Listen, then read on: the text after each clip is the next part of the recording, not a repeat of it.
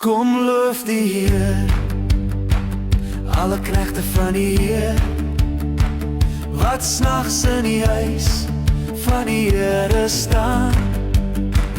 Hef op julle hande na die heiligdom en loof die Heer, en loof die Heer. Kom loof die Heer, alle knegte van die Heer, wat s'nachts in die huis van die Here staan.